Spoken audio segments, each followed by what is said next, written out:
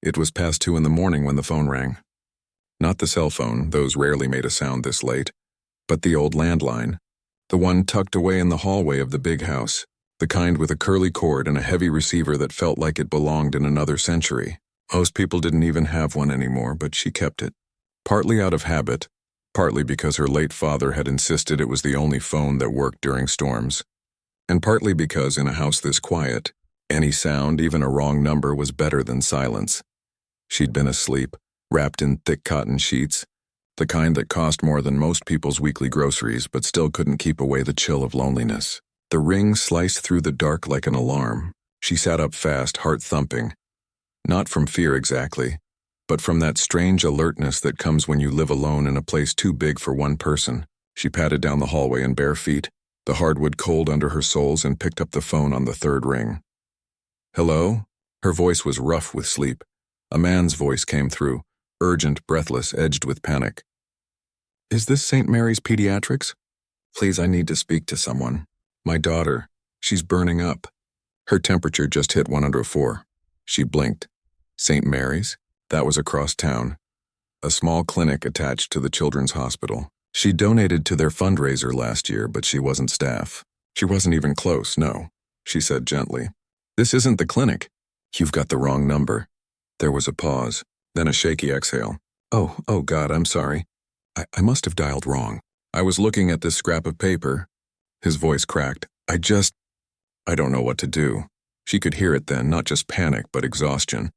The kind that settles deep in your bones after weeks, months, maybe years of carrying too much alone. She'd heard that tone before, though never from a stranger at 2 in the morning. Usually it came from herself in the mirror. "Where are you?" she asked, surprising even herself. "In my apartment, over on Elm Street, near the old tire shop." She knew the area. Not well, but enough. It was the kind of neighborhood where streetlights flickered and landlords ignored leaky ceilings. Not the kind of place she visited, but not a war zone either. Just real life, the kind most people lived. "Is she breathing okay?" she asked. "Yes. Yeah. She's awake, crying a little, but she knows her name." She drank some water. "That's good," she said. "Has she had any medicine?" "I gave her children's fever reducer an hour ago, but it's not bringing it down. And I can't get a hold of anyone. My sister's in another state and the neighbor who usually watches her. She's out of town." She stood there in the dark hallway, phone pressed to her ear, listening to the quiet sobs in the background. Small, whimpering sounds that could only be a child in distress. She thought about hanging up. It wasn't her problem. She didn't know this man. He'd called the wrong number. That was the end of it. But then she remembered something. Dr. Lin, the pediatrician who'd spoken at the Children's Hospital Gala last spring. Sharp kind, always wore bright scarves. She'd given her card after the event, saying, "If you ever need anything, real anything, call me. Not for donations. For people." She still had that card, tucked in the back of her desk drawer next to old birthday cards from her parents. "Hold on," she said. She didn't wait for a reply. She set the phone down carefully on the console table, walked quickly to her study, flipped on the light, and yanked open the drawer. The card was there, slightly bent, but the number was clear. She grabbed her cell phone, dialed Dr. Lin's direct line marked "After Hours, Emergencies Only," and held her breath. It rang twice before a groggy but professional voice answered. "This is Dr. Lin. Hi, it's Eleanor Vanderlyn. I'm so sorry to call so late, but I have a situation. A father just dialed my number by mistake. He's alone with his 4-year-old daughter and she's running a 104 fever. He's desperate. I think he needs help." There was a pause. Then, "Okay, give me his number. I'll call him directly. And tell him to keep her cool, give her sips of water, and monitor for seizures or trouble breathing. If it gets worse, he needs to go to the ER." She relayed the instructions back to the man on the landline. His name was Daniel. He repeated everything like a student taking notes, voice steadier now, grateful. "Thank you," he said over and over. "I don't even know who you are, but thank you." "It's okay," she said. "Just take care of your girl." She hung up but didn't go back to bed right away. She stood by the window looking out at the empty driveway, the tall hedges, the fountain that hadn't worked in years. The house felt heavier than usual. Not just big, empty. She thought about Daniel, probably sitting on the edge of a worn couch pressing a cool cloth to his daughter's forehead, waiting for the doctor's call. She thought about how he'd dialed a random number in the dark, hoping for help. and somehow, by sheer accident, landed on someone who could actually do something. Most wrong numbers ended with a quick "sorry" and a click. This one had turned into a lifeline. She finally went back to bed, but sleep didn't come easily. Instead, she replayed the conversation in her head, the raw fear in his voice, the way he said "my daughter" like it was the only thing that mattered in the world. She hadn't heard anyone say anything with that kind of weight in a long time, not since her mother passed, and even then, the words had been wrapped in formal condolences and stiff hugs. The next morning, she called Dr. Lin again, this time during office hours, to check in. "He called me right after you," Dr. Lin said. "Smart man. Calm under pressure. His daughter had a nasty ear infection. Nothing life-threatening, but scary when you're alone at 2 a.m. with a kid who can't tell you where it hurts. I prescribed antibiotics. She'll be fine." "That's a relief," she said. "You did a good thing," Dr. Lin added. Most people would have just said "wrong number" and hung up.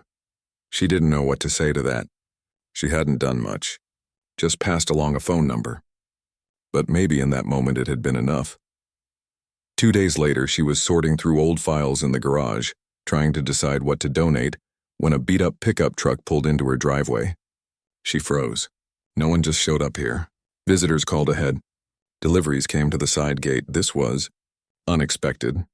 The door opened and a man stepped out. Late 30s maybe. Worn flannel shirt, jeans with grease stains on the knees, hands rough but clean. He looked tired, but not in the frantic way from the phone call. More like the kind of tired that comes from working hard and sleeping little, but still showing up.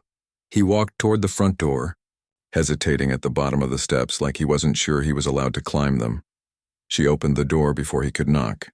He looked surprised to see her so quickly. "Oh, hi. I hope this isn't weird." "It's fine," she said. "Daniel, right?" He nodded. "Yeah. I didn't know how else to say thank you." Words on the phone didn't feel like enough.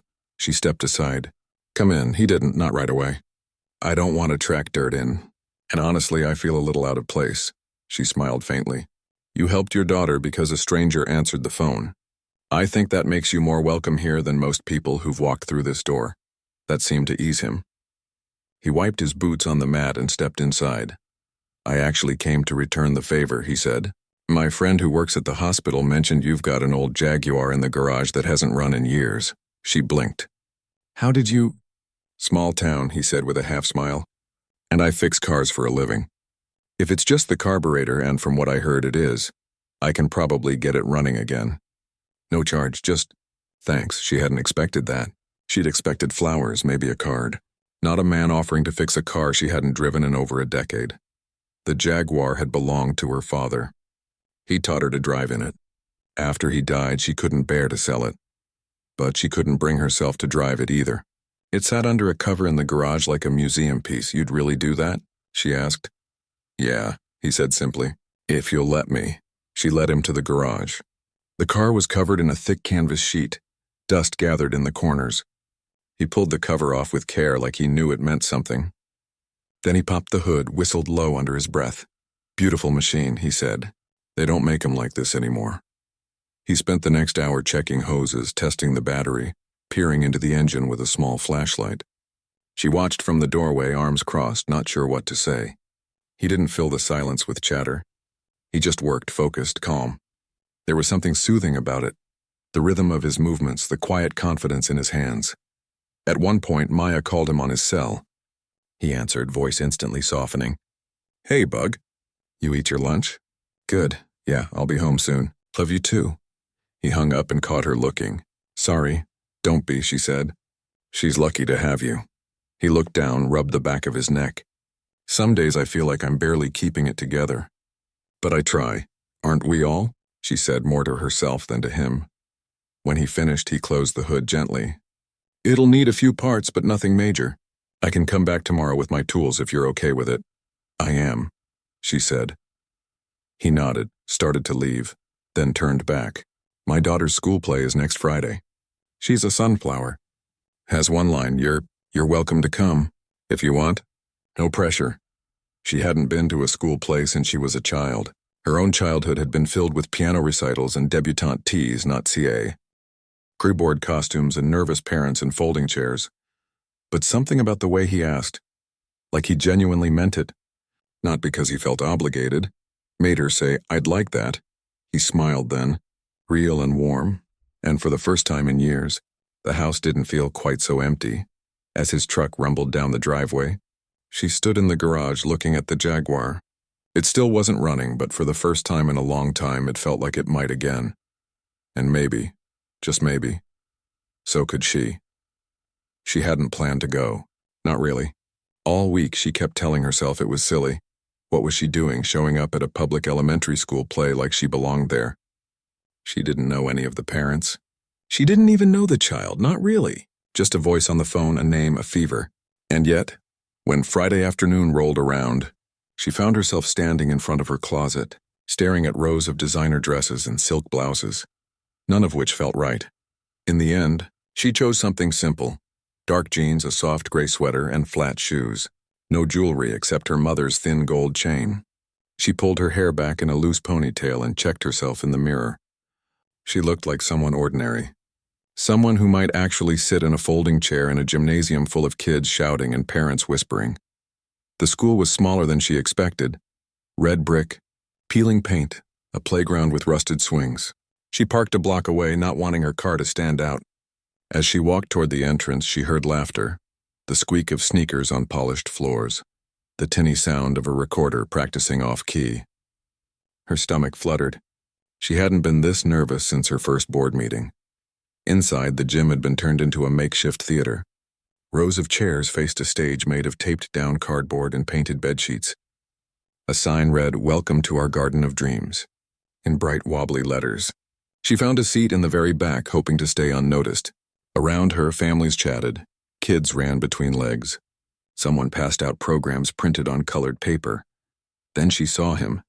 He was near the front, holding the hand of a little girl in a bright yellow dress with green leaves pinned to her shoulders. The girl kept hopping in place, whispering to him, eyes wide with excitement. He crouched down, adjusted her crooked sunflower headband, and said something that made her giggle. The way he looked at her, like she was the only person in the room, made something tighten in her chest. The lights dimmed.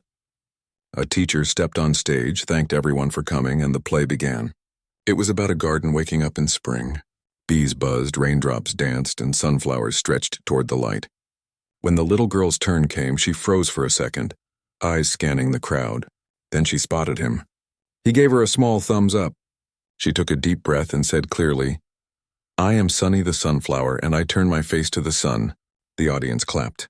She beamed. Afterward, there was chaos.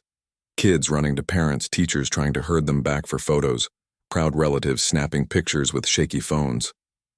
She stayed in her seat, unsure if she should approach. But then he saw her. Their eyes met across the room. He smiled, surprised, pleased, and waved her over. She walked slowly, feeling every step. "You made it," he said, voice warm. "I did," she replied. "She was wonderful." She practiced that line for a week, he said, ruffling the little girl's hair. "This is Maya." Maya looked up at her with big, curious eyes. "Are you Ellie?" She blinked. "Ellie?" "That's what Dad calls you," Maya said matter-of-factly. "He said you helped me when I was sick." She glanced at him, surprised. He shrugged, a little sheepish. "I may have mentioned you." Maya tugged her hand. "Do you like ice cream?" Before she could answer, he said, "Maya, we don't ask strangers. It's okay." She interrupted gently. "I like ice cream," Maya grinned. "There's a place down the street. They have rainbow sprinkles." He looked at her, hesitant. "We don't want to impose—" "You're not," she said. And for the first time in years, she meant it. "I'd love to join you." They walked to the ice cream shop together, a tiny storefront with checkered floors and a bell on the door. Inside, the air smelled like waffle cones and sugar. Maya ordered chocolate with rainbow sprinkles. He got coffee ice cream, black. She chose vanilla just to keep it simple. They sat at a small table by the window. Maya chattered nonstop, about her teacher, her best friend Lily, the goldfish she wanted for her birthday. He listened, nodding, asking questions, never once checking his phone. She watched them, fascinated by how natural it all seemed. No performance, no agenda, just a father and his daughter sharing a moment. At one point, Maya asked, "Do you have a daughter, Ellie?" She shook her head. "No, no kids. Do you have a dog?" "No dog either." Maya frowned. "That's sad. She laughed, a real laugh, light and unexpected. Yeah, maybe it is. He smiled at her over his cone. You could always get a goldfish. Maybe I will, she said. They stayed longer than she'd planned. When it was time to go, Maya hugged her, quick, sticky from melted ice cream, and said, "Come to my birthday." "It's in 2 months." "I'll try," she said, touched. Back in the parking lot, he turned to her. "Thank you. For coming, and for everything," she shrugged. "It was just ice cream." "It was more than that," he said quietly. "For us it was." She didn't know what to say to that, so she just nodded. He drove her back to her car. Before she got in, he hesitated. "I meant what I said about the Jaguar. If you still want me to fix it." "I do," she said. "Then I'll come by tomorrow morning." "Around 9? "Perfect." He nodded, started to walk away, then stopped. "You know, you don't have to keep sitting in the back at things like this. You belong here too." She watched him drive off, those words lingering in the cool evening air. The next morning, he arrived right on time. This time he brought a full toolbox and a thermos of coffee. She offered him a cup from her kitchen, but he declined. "I'm good. Don't want to spill anything on your floors. They're just floors," she said. He didn't argue, but he still wiped his boots twice before stepping inside. He worked steadily all morning, humming under his breath, occasionally muttering to himself about gaskets and fuel lines. She brought him a bottle of water around noon. He thanked her, took a long drink, and wiped his forehead with the back of his hand. "You know," he said, "your dad took really good care of this car. Even when it sat unused, he kept the fluids changed, the tires inflated. That means something." "He loved it," she said softly. "Said it was the last thing he ever bought with his own money before the company took off." He nodded like he understood. Some things aren't just metal and rubber. They're memories. They talked more that day, about his wife who'd passed 3 years ago from an illness that moved faster than anyone expected, about how he'd taken over the auto shop from his uncle, about how hard it was to find good childcare when you worked odd hours. She told him about growing up in this house, about board meetings instead of birthday parties, about how her parents' love had been real but distant, wrapped in expectations and legacy. "I used to think having everything meant you couldn't be lonely," she admitted, leaning against the garage door frame.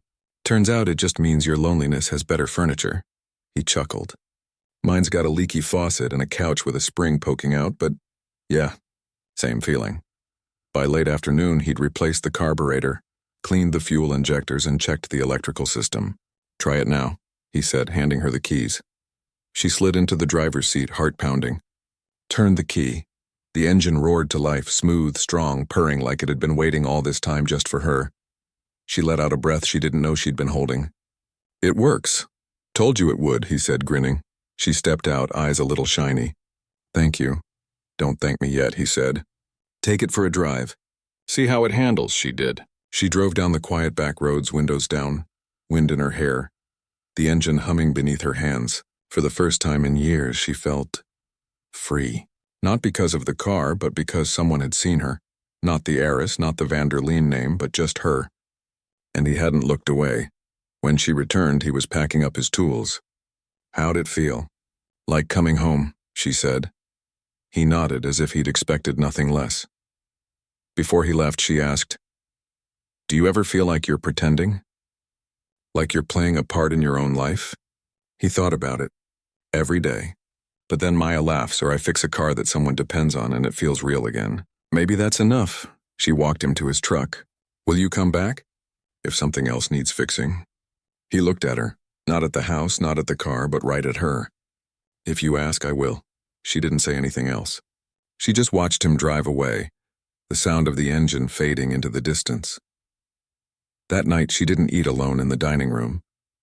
She made grilled cheese and tomato soup in the kitchen, sat at the small table by the window, and ate while listening to the crickets outside.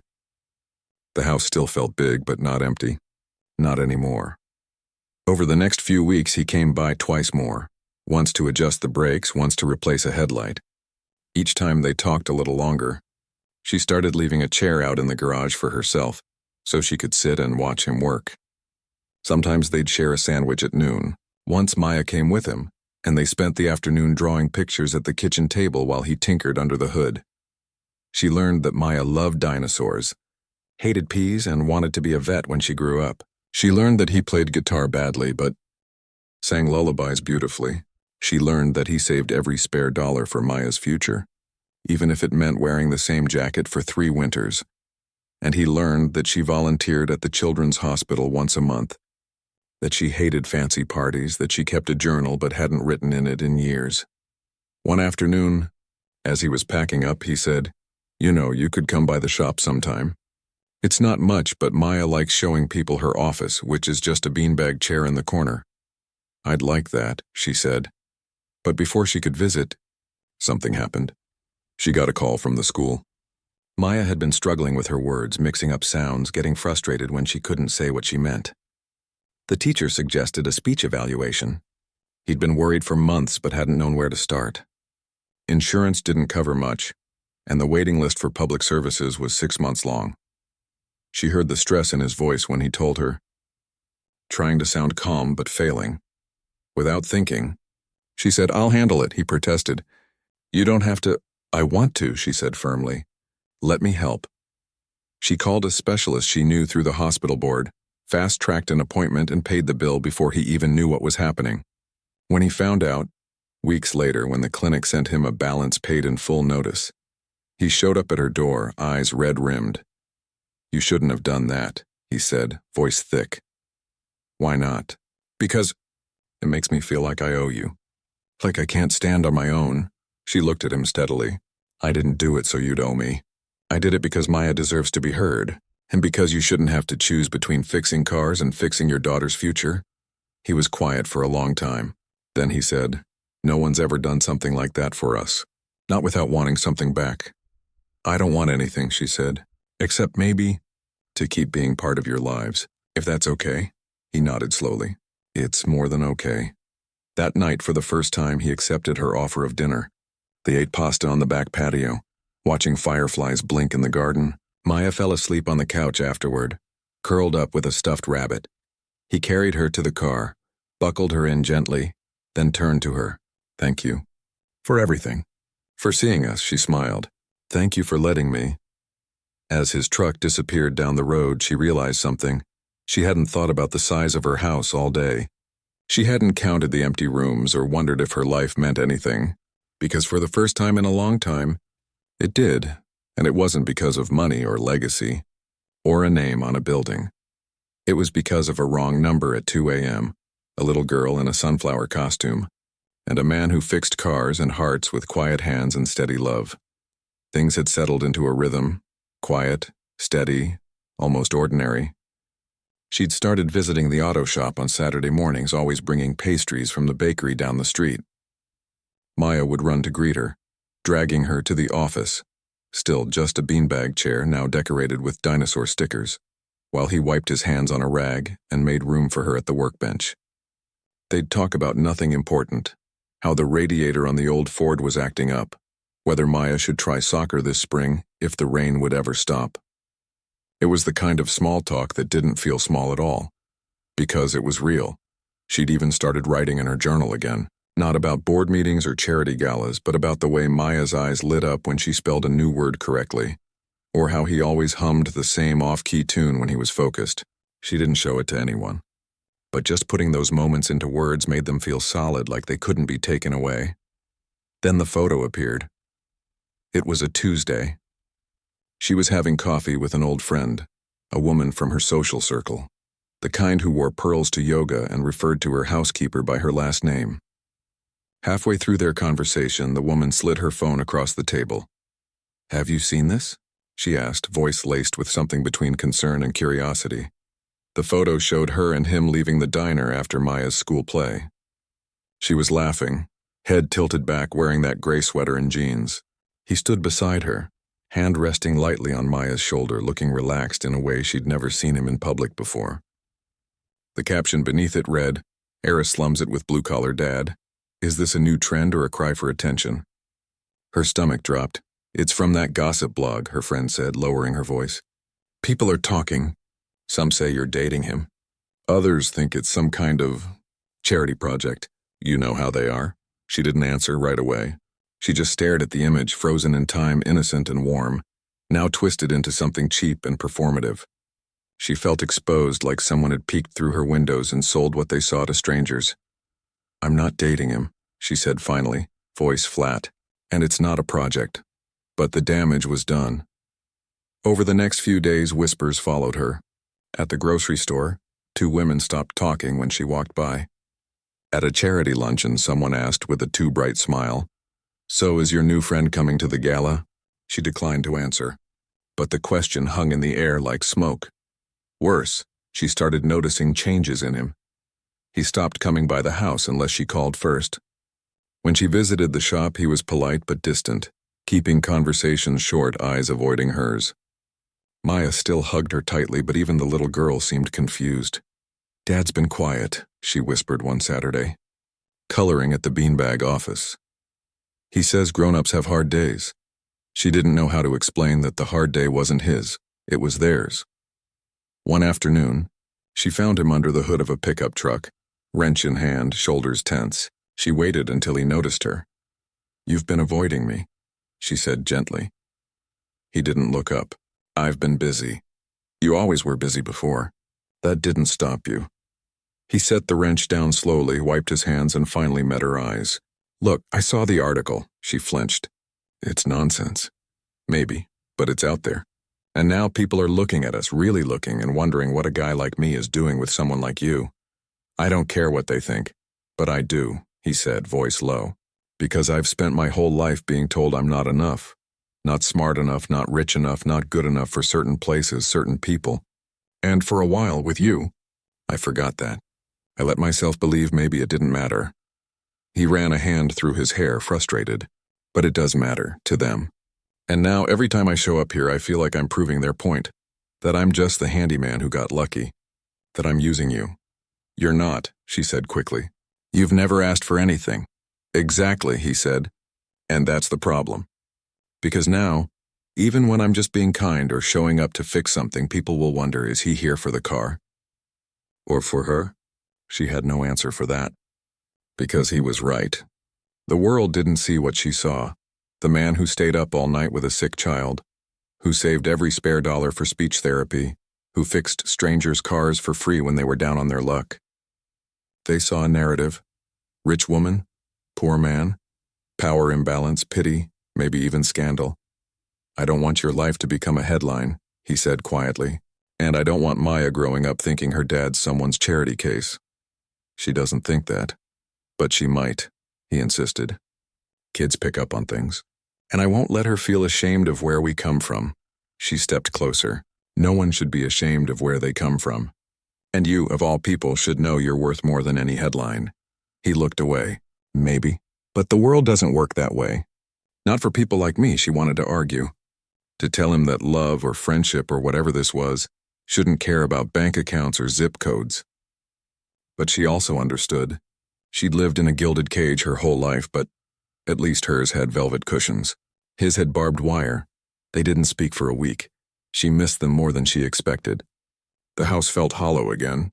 She tried to distract herself, attended a board meeting, sorted through old files, even took the Jaguar for a long drive.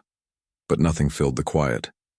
Then on a snowy Thursday evening, her phone rang. It was him. "I'm sorry," he said before she could speak. "I overreacted." "No," she said. "You didn't. You were protecting your daughter. That's what good parents do." He was silent for a moment. Then, "My truck's stuck in a ditch on Oak Hill Road. I was on my way to drop off a part for a neighbor and the roads are slick.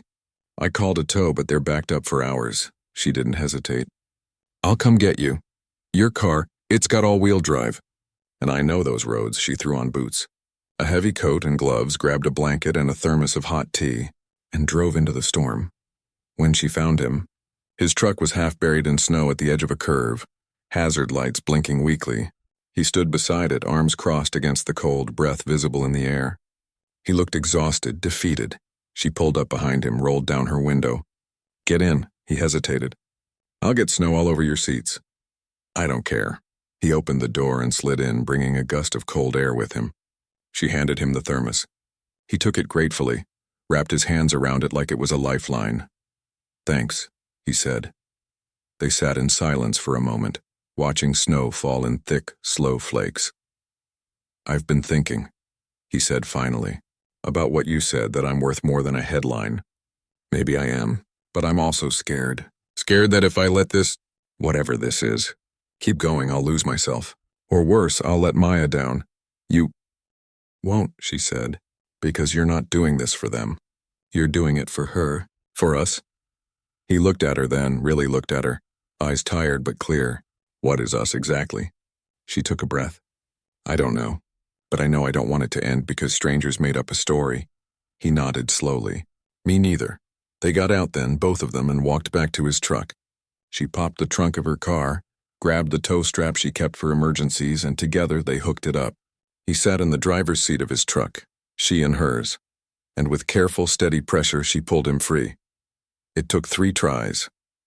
On the last one, the truck lurched forward and onto the road. He got out, unhooked the strap, and came back to her window. "You didn't have to do this," he said. "Yes, I did," she replied. "Because you matter. Both of you." He stood there in the snow, snowflakes catching in his hair, and for the first time in days he smiled.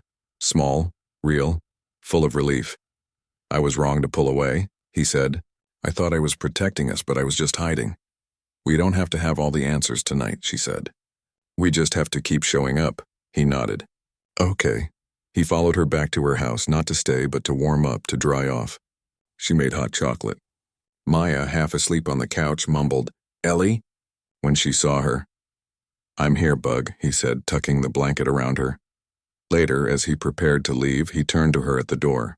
"Next Saturday, Maya's school is having a family picnic. They're doing sack races and face painting. She asked if you'd come." She didn't even pause. "I'll be there." He smiled. "Good." As his truck disappeared down the snowy road, she stood in the doorway, watching the tracks it left in the fresh snow. They'd be gone by morning, melted away, but that didn't mean they hadn't been there. The next week, she went to the picnic. She wore jeans again, a red scarf Maya had given her for good luck, and brought a basket of homemade cookies. No one stared. No one whispered. Parents were too busy chasing toddlers or untangling jump ropes to care who was who. Maya dragged her into a 3-legged race. They lost spectacularly, falling into a pile of laughter in the grass.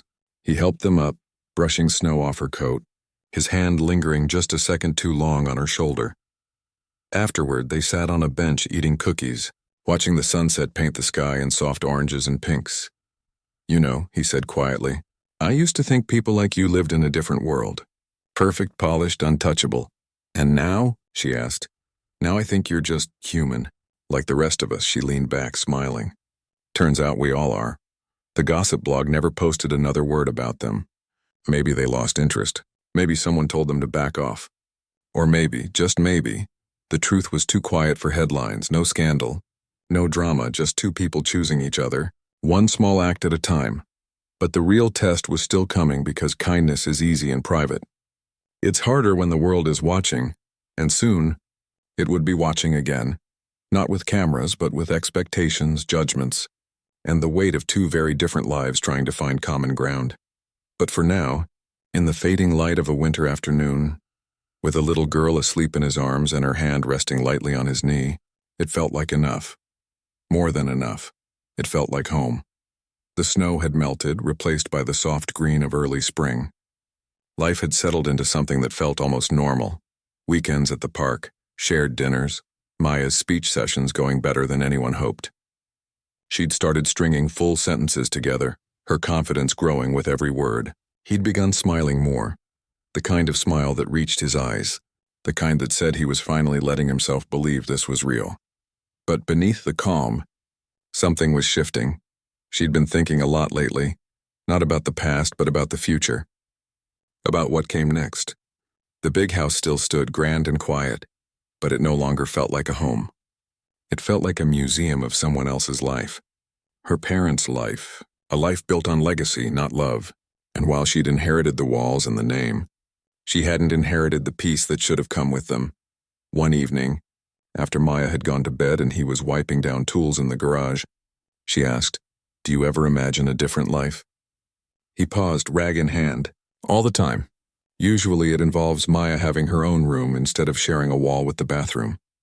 Or me not having to choose between new tires and summer camp. She nodded. I mean, bigger than that. A different kind of life altogether. He looked at her carefully. Like what? Like not living alone in a house that echoes. He set the rag down. You're not alone anymore. I know, she said softly. But I still wake up in a place that doesn't feel like mine. It feels like a monument. And I'm just the caretaker. He didn't say anything for a long moment. Then, you could change it? I could, she agreed. But I don't just want to redecorate. I want to start over. Not as the heiress, just as me. He understood what she was saying. He'd spent his whole life building something from nothing. He knew what it meant to outgrow the skin you were born in. A few days later, she called a realtor. Not the fancy one who handled estates, but a local agent who sold modest homes in neighborhoods with sidewalks and front porches. She didn't tell anyone, not even him at first. She just started looking. She found a townhouse on the edge of his neighborhood. 2 bedrooms, a small backyard, a kitchen with sunlight in the morning. It wasn't grand. It wasn't historic. But it felt warm. Like a place where laughter could live. She bought it quietly. Paid in cash, no fanfare. When she finally told him, they were sitting on her back patio watching fireflies blink in the dusk. I sold the house, she said. He nearly dropped his coffee. What? The big one. I sold it. I'm moving into a townhouse just a few blocks from your place. He stared at her. Why? Because I don't want to live across town from you anymore, she said simply. I want to be close. To both of you.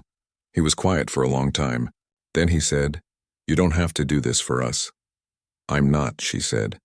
I'm doing it for me. I've spent my whole life in rooms too big for one person. I want a life that fits. He looked down, fiddling with his cup. People are going to talk again. Let them, she said. I'm tired of living for their opinions. He finally met her eyes. Are you sure? I've never been more sure of anything. The move happened faster than she expected. Boxes filled the halls, furniture was donated or stored. The Jaguar was carefully driven to its new garage. She kept only what mattered. Her mother's jewelry box, her father's old watch, a few books, and the drawings Maya had made for her. On the day she handed over the keys to the old house, she stood in the empty foyer one last time. No ghosts, no regrets. Just gratitude for the shelter it gave her and the courage it took to leave it. Her new place was smaller, yes, but it was hers. She painted the walls soft white, hung string lights in the backyard, and put a beanbag chair in the corner of the living room, just in case a certain sunflower wanted an office. Maya loved it immediately. It smells like cookies, she declared on her first visit. It will, she promised. He was more cautious. He helped her move boxes, fixed a leaky faucet, hung shelves, but he kept his distance emotionally, like he was waiting for the other shoe to drop. One night, after Maya had gone home, he stayed late, helping her assemble a bookshelf. When they finished, he leaned against the wall, arms crossed. You really did it, he said. I did? Why now? She sat on the floor, back against the couch. Because I realized something. I spent my whole life waiting for permission, to be happy, to be loved, to be enough. But no one gives you that permission. You have to take it. He nodded slowly. I get that, but what do you want from me? From us? She looked at him, really looked. Saw the fear beneath the calm, the hope beneath the doubt. I don't want you to be anything you're not, she said. I don't want your gratitude or your loyalty or even your love, though I'd be honored if you ever gave it. I just want you to be here, as you are, with your grease-stained jeans and your off-key lullabies and your daughter who calls me Ellie. That's enough. He swallowed hard. It's just hard to believe someone like you would choose someone like me. Someone like me? She repeated gently. I'm just a person. And so are you. Maybe that's all we need to be. He didn't answer right away. Instead, he walked over, knelt in front of her, and took her hands in his. Rough, warm, steady. I've been afraid, he admitted. Afraid that if I let myself want this, if I let myself want you, I'll wake up and it'll be gone. Like it was all a dream. It's not a dream, she said. No, he said, voice thick. It's better. Because dreams end, this is real. And then slowly, carefully, like he was handling something precious, he leaned in and kissed her. It wasn't dramatic. No fireworks, no sweeping music. Just two people, tired and hopeful, finding each other in the quiet. Afterward, they sat on the floor together, shoulders touching. watching the streetlights come on outside. "I'm going to start something," he said after a while. "At the shop. A program for kids, teens who've dropped out or are at risk. Teach them how to fix cars, how to build something with their hands. Give them a chance," she smiled. "That's a great idea. I'll need help," he said. "Not money. Well, maybe a little, but mostly someone who believes in it." "I believe in you," she said. "And I'll help however you need." He squeezed her hand. "Thank you." Over the next few weeks, they built the program together, not as heiress and mechanic, but as partners. She used her connections to secure a small grant from the Children's Hospital Foundation. He reached out to former students, local businesses, anyone who'd donate tools or time. They named it Second Gear, because everyone deserves a chance to restart. The first class had 6 kids. Some were shy, some angry, all carrying stories heavier than their backpacks. But under his patient guidance and her quiet support, they began to trust, to try, to believe they could build something, not just fix it. One evening, after a long day at the shop, he came to her townhouse with Maya in tow. They brought pizza and a stack of paperwork. "We got approved for the summer expansion," he said, grinning. "We can take 12 more kids." She hugged him. Right there in the kitchen, flour still on her hands from baking cookies. Maya danced around them, yelling, "We did it! We did it!" Later, as they cleaned up, he stood beside her at the sink, washing dishes while she dried.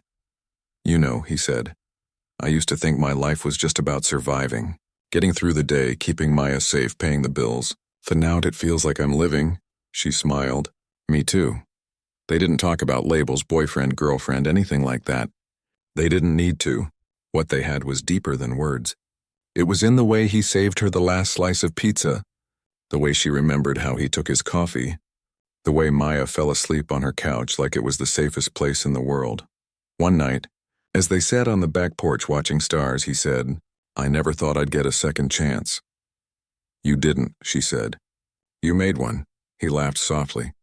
"Guess I did." And in that moment, with the crickets singing and the lights from the kitchen spilling onto the grass, they both knew. This wasn't a fairy tale. It was better, because fairy tales end. This was just beginning. A year had passed since that wrong call at 2 a.m., and life had settled into something that felt less like a story and more like a home. The townhouse wasn't grand, but it was full, of laughter, of mismatched mugs, of crayon drawings taped to the fridge, of the smell of oil and cinnamon mixing in the hallway when he came over after work. Sundays were sacred.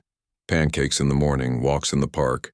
Maya sprawled on the living room floor building towers out of old car manuals while they talked about nothing and everything. The Second Gear program had grown faster than anyone expected. What started with 6 kids in a dusty corner of his shop now had its own small bay, donated tools and a waiting list. Teens who once skipped school now showed up early, sleeves rolled up, asking how to rebuild an engine or troubleshoot a transmission. Some called him boss, others quietly called him sir. But the ones who'd been there longest just called him by name and meant it like family. She didn't run the program. She never wanted to. But she showed up, brought coffee on cold mornings, helped write grant applications, sat with nervous parents during intake meetings. She listened more than she spoke, and when she did speak, people heard her, not because of her last name, but because she cared in a way that couldn't be faked. Still, not everyone understood. At a charity dinner one evening, her first in months, someone leaned over and said, "So you really gave up the estate? For that little townhouse and, well, him?" She didn't flinch. "I didn't give anything up. I traded a house for a life." The woman blinked, then laughed nervously. "You always were different." "No," she said gently. "I just finally became myself." After that, the whispers faded. Not because people changed their minds, but because she stopped caring what they thought. Her world had gotten smaller in square footage, but infinitely larger in meaning. One Saturday morning, Maya burst into the kitchen waving a piece of paper. "I got picked for the science fair. My project is about how engines work, like the real kind, not toy ones." "Of course you did," she said, ruffling the girl's hair. "You've been taking apart lawnmowers since you were 5. "I need a display board," Maya said, already pulling out markers. "And maybe a small engine I can take apart and put back together. Dad said I can use one from the shop if it's broken." "He did, huh?" she said, smiling. He also said you'd help me write the explanation part. Because you use big words, right? She laughed. I'll do my best. That afternoon, the three of them sat at the kitchen table, Maya sketching diagrams, him explaining pistons and crankshafts with spoons and rubber bands, her typing up simple descriptions on her laptop. Sunlight streamed through the window. The radio played softly in the background. No one mentioned the past, the lonely nights, the wrong numbers, the headlines, the fear. They didn't need to. It was all part of the foundation now, like the beams in an old house, hidden but holding everything up. Later, as Maya napped on the couch, he stood at the sink washing the lunch dishes. She leaned against the counter beside him. You ever miss the old days?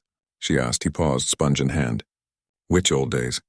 The ones where I was drowning in bills and scared to sleep because I might miss Maya calling for me? Or the ones where I thought I'd never be more than what people saw when I walked into a room?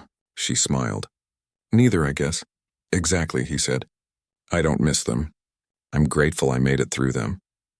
But this is what I was waiting for, even if I didn't know it. She reached over and turned off the faucet. Me too. He dried his hands, then took hers. You know, people still ask me how this happened. How a guy like me ended up with someone like you. What do you tell them? I tell them it wasn't about someone like you or someone like me. It was about two people who were tired of being alone. And one wrong number that turned out to be exactly right. She squeezed his hand. Best mistake I never made, he chuckled. Mine too. That evening they walked to the park down the street. Maya rode her bike ahead, yelling back updates about imaginary dragons in the trees. They strolled slowly behind, shoulders brushing, not needing to fill the silence. As they passed a bench, he stopped. Remember the first time we sat together? At the ice cream place? How could I forget? You looked like you were about to bolt. I was, he admitted. I thought you'd realize you'd made a mistake and leave. I never thought that, she said. Not once. He looked at her, eyes soft. You changed everything. No, she said. We changed everything, together. Back at the townhouse, Maya insisted on a movie night. They made popcorn, dragged blankets into the living room, and watched an old cartoon about talking cars. Halfway through, Maya fell asleep between them, head on her shoulder, one hand clutching his sleeve. He reached over and tucked a blanket around the girl. She's happy, he whispered. She's loved, she replied. That's why. He didn't answer. He just leaned his head back, closed his eyes, and let out a breath that sounded like relief. Later, after carrying Maya to bed and brushing her hair from her face, they stood in the quiet hallway. You staying? She asked. He nodded. If that's okay. It's more than okay. They didn't rush. There was no urgency, no performance. Just two people who'd earned the right to be slow, to be sure, to be still. In the morning, sunlight filled the kitchen again. Maya made breakfast for grown-ups, toast with too much butter, orange juice spilled on the table, and they ate it like it was a feast. Afterward, he kissed her forehead before heading to the shop. Don't forget, science fair's next Friday. I won't, she said. As his truck pulled away, she stood on the porch, coffee in hand, watching the neighborhood wake up. A dog barked. A neighbor waved. Kids rode bikes down the street. It wasn't the life she'd been born into, but it was the one she'd chosen, and that made all the difference. The science fair was held in the school gym, same as the play. This time she didn't sit in the back. She stood right beside Maya's display, answering questions from curious parents while the girl proudly explained how a four-stroke engine worked using a model made of clay and pipe cleaners. A teacher approached. She's incredible. So confident. She's always been, she said. She just needed someone to believe it before she could. After the fair, they celebrated with dinner at the same diner from that first night. Maya ordered chocolate ice cream again. He got coffee ice cream. She chose vanilla. As they walked back to the car, Maya skipped ahead, humming a song from school. He slowed his pace, took her hand. You know, I used to think love was something that happened to other people. The kind in movies with grand gestures and perfect timing. And now? She asked. Now I think love is showing up, fixing a leaky faucet at midnight, remembering how someone takes their tea, letting a little girl call you Ellie even when you're not sure you deserve it. She smiled. That's not love. That's just living. Maybe, he said. But it's the best kind. They reached the car. Maya was already buckled in, waving from the back seat. He opened the passenger door for her, then paused. 1 year ago tonight, I dialed a number in the dark, hoping for help. I got so much more than I asked for. She looked up at him. So did I. He kissed her then, soft, sure, full of everything they didn't need to say. And as they drove home under a sky full of stars, with Maya asleep in the back and his hand resting on hers, she knew this wasn't the end of a story. It was the beginning of 1,000 small, beautiful days, built not on luck or money or fate, but on choice, on courage, on the quiet, stubborn belief that even the loneliest hearts can find each other, if they're willing to answer the phone.